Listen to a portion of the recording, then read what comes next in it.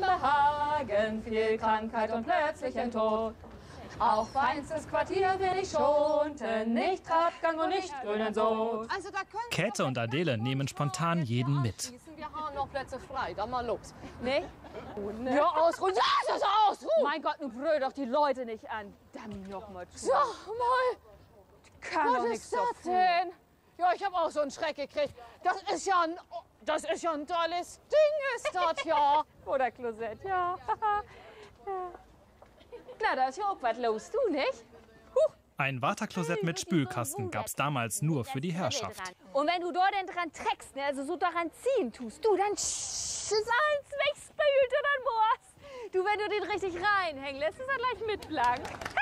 Frech, aber auch charmant gibt's die Geschichten, die die Hamburger bewegten. Auf das Publikum direkt zu reagieren, das ist mal die schönste und die größte Freude. Dass man denen interessante Informationen übermittelt, trotzdem eigentlich spielt, eine andere Figur ist und immer noch mit merkwürdigen Reaktionen vom Publikum rechnen muss. Und die können schon sehr, sehr unterschiedlich sein. Das macht Spaß. Hamburg ist eine schöne Stadt, Juppalda, Juppaldi, weil sie jetzt was Neues hat, die Elbphilharmonie. Für wenig Geld, wie wir uns freuen, steht sie bei schönen Sonnenschein. Wie man sich da verrechnen kann, das fragt sich heute jeder Mann. Wie man sich da verrechnen kann, das fragt sich heute jeder Mann.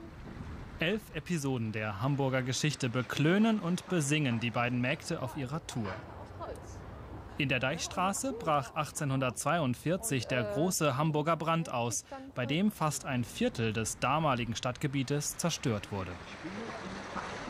Höret jetzt, ihr Menschenkinder, von der schreckensvollen Nacht, die des Schicksals höchster Gründer über Hamburgs Flur gebracht. Plötzlich schwand das Sternenfunkeln, Himmelan lodert das Feuer, aus dem Schlafe ward gewecket Kind und Greis. Das ist so ein bisschen die Geschichte aus der Sicht der einfachen Leute eigentlich letztendlich. Und dann mit der musikalischen Untermalung ganz großartig die Geschichten noch mal so ein bisschen lebendig werden zu lassen. Ich würde sagen, das war hervorragend.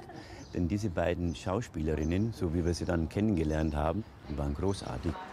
Die Hamburger Gassenhauer gibt es, und da bestehen die Mägde drauf, bei jedem Wetter, jeden Sonnabend.